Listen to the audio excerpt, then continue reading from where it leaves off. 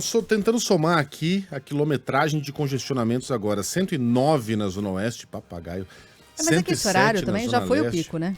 Já foi, mas continua feio, viu? Ainda tem mais de 400 quilômetros de congestionamento em toda a cidade, ou seja, um índice acima da média para esse horário e para esse dia, mesmo para uma terça-feira em que o trânsito já é mais chatinho mesmo.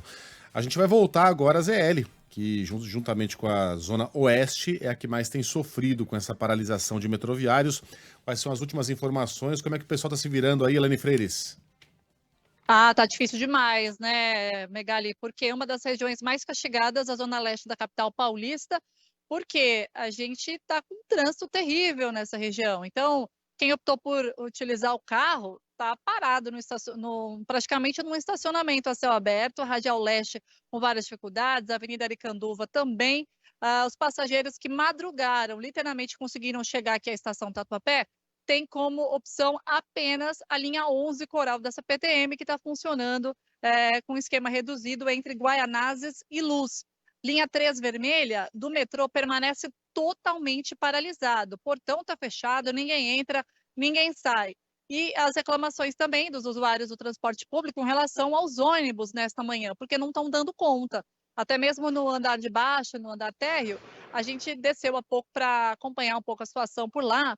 E, de fato, os ônibus chegam já muito cheios. A própria SP Trans disponibilizou 13 linhas com itinerários estendidos, mas quando eles chegam aqui, pouca gente consegue embarcar também. Então, essa outra reclamação, essa outra dificuldade na manhã de hoje. A movimentação por aqui é mais baixa, né? Realmente o horário de pico, o pior, já passou, mas ainda assim, os passageiros que ainda a gente acompanha a movimentação aqui, a saga de alguns passageiros persistentes que ficam aqui do lado de fora, aguardando a abertura de alguma forma aí, ou a retomada dos serviços do metrô. E algo curioso que a gente observa e traz aqui para o nosso ouvinte do Band News São Paulo é o movimento bem abaixo aqui no comércio, né? Então, até mesmo as lojinhas aqui da estação Tatuapé são com os funcionários muitas com expediente aí pela metade, porque os funcionários também não conseguiram chegar. Então, a gente vai se observar, não sabe nem se o dia de hoje está compensando para o próprio comerciante que abriu a loja aqui ou nos arredores da estação Tatuapé, justamente porque o público hoje bem abaixo do normal, o pessoal não conseguiu sequer chegar à estação Tatuapé aqui na zona leste da cidade. Megali. Valeu, Elaine. Bom, 10h52, agora já terminou mesmo o horário de rodízio, mas ele continua suspenso. Rodízio, continua suspenso das 5 da tarde até as 8 horas da noite. E assim será, porque a Assembleia está marcada para 6h30 da tarde. E Ivan Brandão, trânsito bem chatinho hoje, hein? Bem chatinho, Lu, bem chatinho. Nesse momento, 413 quilômetros de lentidão. Já deu uma diminuída boa, porque chegamos aí a quase 600, né? Um pouquinho mais de 600 quilômetros de lentidão na cidade de São Paulo. Diferente de outros momentos em que choveu muito ou em que a greve foi de uma noite da noite pro dia, né, Megali? A galera já estava um pouquinho mais ressabiada, já sabendo, já informada atrás, de que isso aconteceria, né? Bom, é o seguinte, a gente só reforça aqui a informação de que o rodízio está liberado também, né? Está suspenso, na verdade, durante a volta para casa. Todas as equipes da CET em campo, tentando organizar o trânsito nos principais pontos, né? O prefeito hoje mais cedo fez um pedido aí para que as pessoas...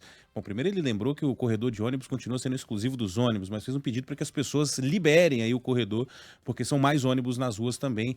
Toda a frota da SP Trans aí circulando na capital paulista, são mais de 12 mil coletivos. E aí a gente perguntando para ele aqui no Band News São Paulo sobre essa história, né, do efetivo da CET para poder de alguma forma melhorar aí a fluidez no trânsito aqui em São Paulo, ele falou que o motorista precisa ter um pouquinho de compreensão também, principalmente agora, né, nos horários de pico, na hora da volta para casa. Está todo mundo aí empenhado, estamos com o efetivo maior auxiliando nessa questão do trânsito, né? Então, por mais que se faça, a gente também tem que ter um pouco de compreensão de que paralisado o metrô e CPTM, tem 12 milhões de habitantes, 7 milhões de passageiros que se utilizam do transporte coletivo todos os dias, e no metrô são 2,6 milhões de passageiros.